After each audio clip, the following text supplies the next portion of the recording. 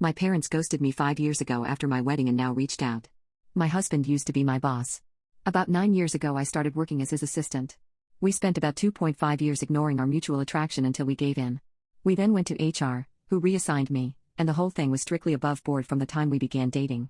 I got pregnant about a year later, and my husband and I decided to just get married.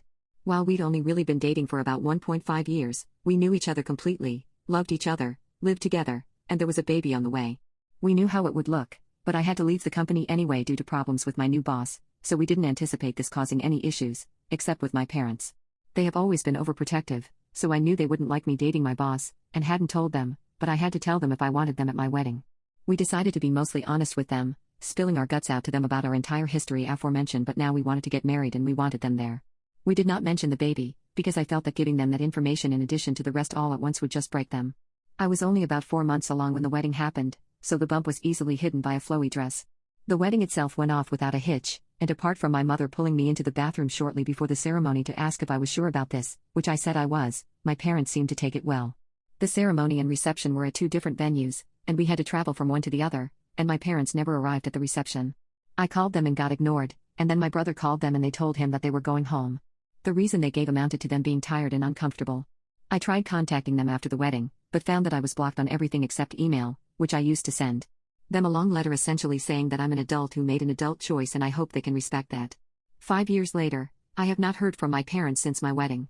My husband and I are not big on social media in general, but I recently posted something for our 5th anniversary in which I mentioned our 2 kids and 3rd on the way.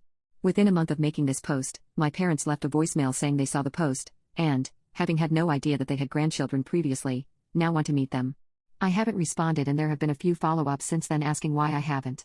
I don't know what to do, but my gut instinct is that 5 years is too long, and it's about the kids, not about them respecting my choices or relationship. However, I can't help but feel that I'm being unfair, and my brother agrees, because I told them in my email that if they could learn to respect my choice and my marriage eventually, then we could talk, and now I'm retroactively applying a time limit. Edit, can't find a way to work this in organically, but my husband is not white. I am, as are my parents. I don't think this is a race thing or that my parents are racist, and neither does my husband, and we don't understand why they would want to meet our mixed-race children if they were racist, but this element is still gnawing at me. Should I reach out to them? If I did, how would we go about rebuilding the relationship? Update, they're racists. I asked to talk yesterday. We were on Zoom within an hour. It was my parents and me and my husband. They asked to see the kids, and I said they could see them eventually, depending on them earning our trust and convincing us they were going to be positive additions to the kids' lives. They asked to start by reading me a letter that they claimed to have written on my wedding day. It said that they were uncomfortable with me marrying my former boss as they thought he took advantage of me, so they left between the wedding and reception to avoid a scene, but they wanted me to know they were here for me despite their issues with him.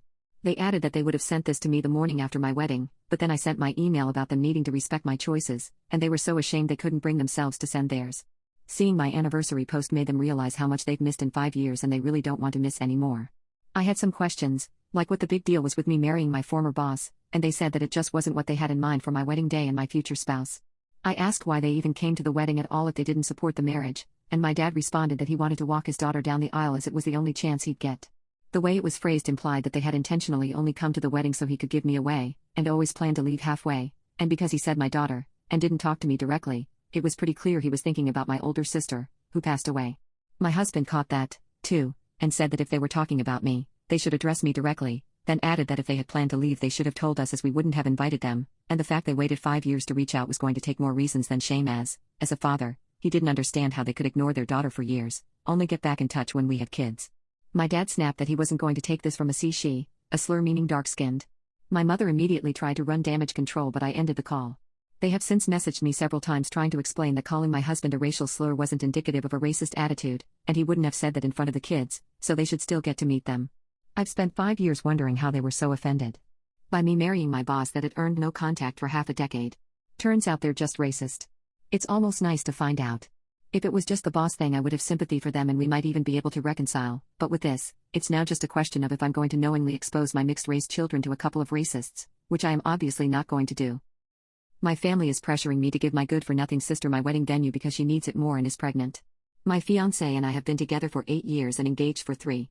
I was doing my PhD program and was juggling planning the wedding.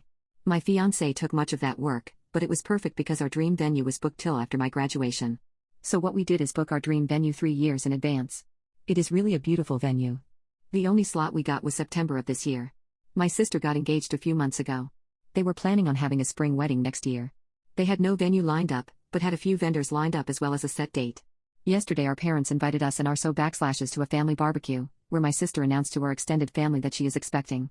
Everyone was so happy for her and my brother-in-law. My nan asked my sister if the wedding was still on the set date or if they were going to wait, because of the baby. She said no, that she hoped to move it to September. We don't have many out-of-town guests so they could attend both weddings no problem. Nan was happy and asked sister if she needed help planning such a short-notice wedding.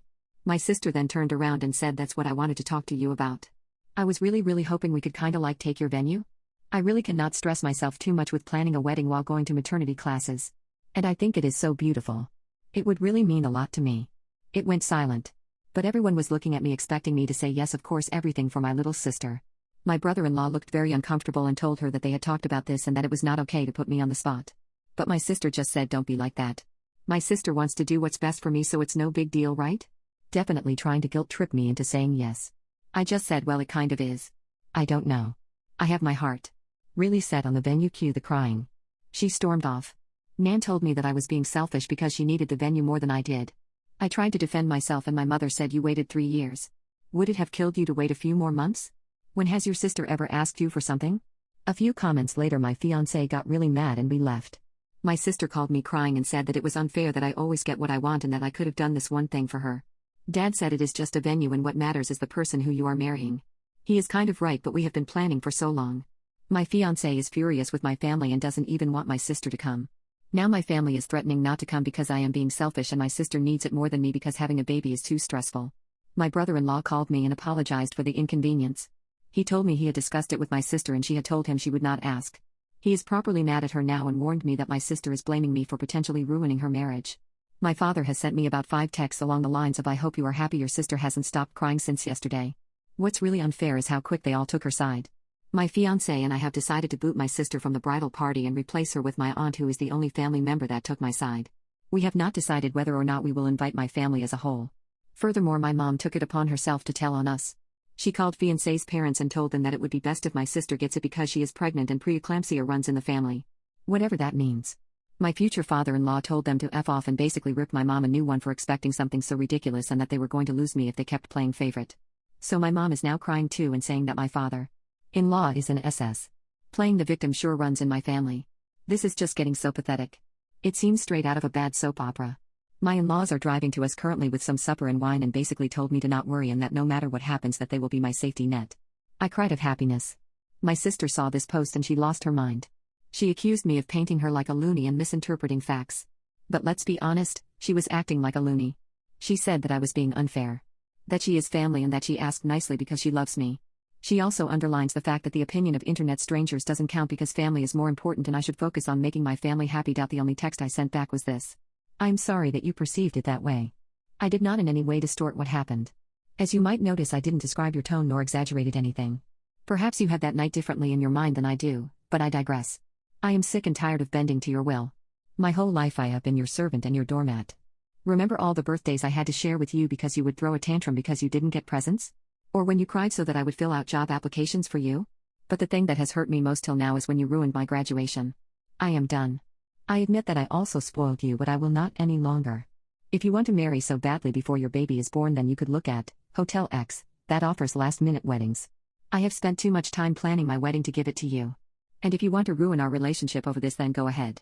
I will sleep safe and sound knowing that it wasn't my fault. She only sent me wow. You must love me so very much and blocked me. She unblocked me this morning to send me a screenshot of her talking to my wedding planner. Hello dear, I got the message from your mother and will proceed with the rebooking of the venue on the spot. However, this will have extra costs as we have to change the names on the contract. Please come by my office tomorrow so we can sign the new contract. Sister, that's great. I'll be there at 9. My parents haven't actually written to me since the thing with my father-in-law. My older brother contacted me and wanted to know what happened because he got a weird story from Mom and Dad. Mom had told him that I had offered previous to the barbecue to give up the venue to my sister and that I humiliated her. I told him what really happened and he had no problem believing me. We talked a lot about our parents' behavior and he confessed that him moving was partly due to our parents being poop heads to us. He told me that Mom had gotten wind from the post and was mad at me for betraying my family. I haven't written to my parents because I have to come to terms with the fact that they love my sister more than me, if they love me at all. At the wedding, We sat together and put passwords with the majority of our vendors and also with the venue directly. We haven't talked to our planner yet, which is why the text message exchange with my sister worries me so much. Also, we canceled the catering that my parents paid for. With such short notice, we won't be able to get a full catering like we wanted to. But all our friends and my fiancé's family will help us prepare a buffet, and everyone is going to chip in. That will be our bachelor party. As we will have to spend more on our food now, we canceled our bachelor parties and will have a family and friends cooking session. Thank you again for helping me see how toxic my family is. I will try to sort it out. If they apologize from the bottom of their heart, they will be allowed into my wedding, but if not, I still have my brother, who will be walking me down the aisle, and my aunt.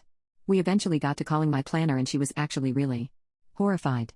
She told me she had never talked to my mother since the day we went to book the venue. She assured me that even if they were to call and say that I wanted it, I had to be present to make any changes. So we informed everyone that will work for us on our wedding, and they offered to hire security for that day at a reduced price. My 9-year-old sister was sent to boarding school but never came back. Up until about 7 months ago, I lived with my mom, dad, and my little sister. My sister is no longer here, she's in boarding school. We are not bad kids, we're half white, half Asian. When my grandpa got sick 4 years ago, we moved here so my dad can take care of him. Me and my sister worked hard to learn the language. Despite her age, she actually caught on better than me and I was so impressed with her.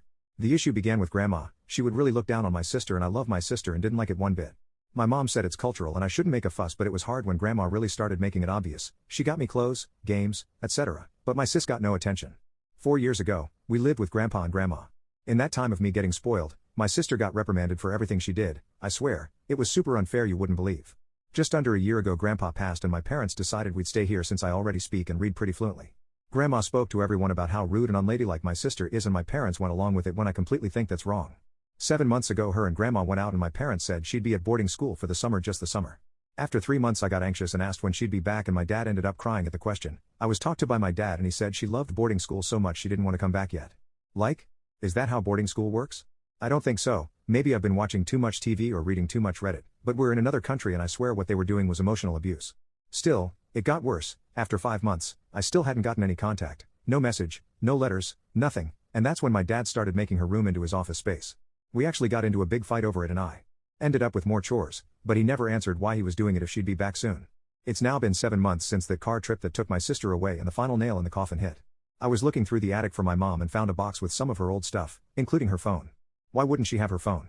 I really just want to know if there's anything I can do. No one will tell me which boarding school she's at. I'm told not to worry about it because I'm a child. I know I'm too young to do much, but if there's anything I can do, please help. When I think about it, I can't stop remembering the way my mom cried that day. It makes me shiver. I've been imagining the worst and I'd hate it if it ended up being something horrible I imagined. Go to part 2. My 9-year-old sister was sent to boarding school but never came back. I was able to get in touch with a few different sources, the least favorite of which was a phone call towards those that help find trafficked children. I knew my family would be investigated and actually went to meet up with another family at that time. So basically, a Redditor close to my age met with me and she had already shown my story to her family. They ended up letting me stay with them for a bit and made the proper calls to make sure it wasn't illegal. I actually even specified that I wasn't running from home, and I'd come back after the investigation.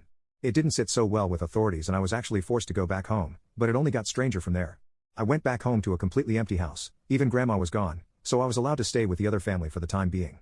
They were extremely kind. For a week I didn't get any news and, bless her mother's heart, but I was told I had a home here no matter the results. So, a few days after a week had passed, I got a call and it turns out they found my sister. My family had been taken in for questioning and were placed in holding for quite a while. I'm not sure why they didn't tell me this immediately though. I don't actually know the full story, but my sister was living close to 700 kilometers away. Nearly a whole day's drive. It wasn't summer school, or boarding school, or anything like that. My dad sold her to get married. At 9. She was effing 9 years old and he sold her to some effing stranger. My mom was off the hook because I still needed a parent and she wasn't in on it until it was a decent way in. My dad and grandma have been arrested though and I'm back living with my mom and sister now.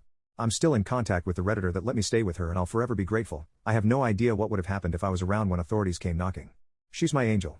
On a more depressing note, my sister doesn't speak much, but she seemed to cheer up after I let her read my post. She said she felt abandoned and alone, among other things, but seeing how I and plenty of strangers gave their hearts for her made her very happy, so thank you all. This isn't over by a long shot, there's still things that are going to happen, but I have my sister, and that's all thanks to Reddit. Thank you. Good for nothing. Sister Hulk smashed my graduation cake. It was the day I delivered my thesis and presented it. A German tradition is that once you complete your PhD you get one of those black graduation caps, that have pictures, memes and little toys that describe you best, glued on them. So I also got that and I absolutely loved it. One of the things glued on my cap were gummy worms because I would eat them constantly. We had booked a little hall in the university to celebrate. My fiancé and friends had decorated it, provided coffee, snacks, drinks, etc. Also, my fiancé handcrafted a beautiful cake. So eventually, after snacking, talking, and dancing, it was time for the speeches. My friends and my boss said how proud they were, etc., and then came my fiancé. He talked about all my accomplishments in my life up to this point. My sister absolutely lost it. She screamed and cried like I had unalived her cat. My mom was giving my boyfriend signs to stop his speech and went running towards my sister. My father was already kneeling beside her, calming her down. Everybody was kind of lost at this point. My mom came up to me and asked me to do a little speech mentioning the accomplishments of my sister. I asked why. My mom told me about her being rejected from her master's program and that was the reason for her breakdown. I suppose I looked annoyed because my mom snapped and said, "You know what, forget it." She then told my dad, who had managed to calm my sister down, to take her home. My dad took her by the arm and they started to walk out. And holy HLL, as my sister noticed the cake, she lost it again. Crying like a maniac, and then she smashed my effing cake. Everyone went silent. My dad dragged my sister out without even apologizing. My mom just muttered, "My poor baby," then I started crying. My friends and fiancé went to cheer me up, but my mom was texting dad to see if my sister was alright. She followed me to the bathroom and reprimanded me for not acting when I saw my sister crying. I told her that I was hurt by all the scenes. My mom just said that I had to understand my little sister, because it was a hard time for her and that she didn't have a fancy graduation like me. She then went home to be with my sister. We tried to keep the celebration going, but it was not really possible. We went home early. When I went to look for my cap, I found that the gummy worm package that was glued to it had been ripped out. As I later found out, that was my sister's doing because she was craving gummy worms. F my life.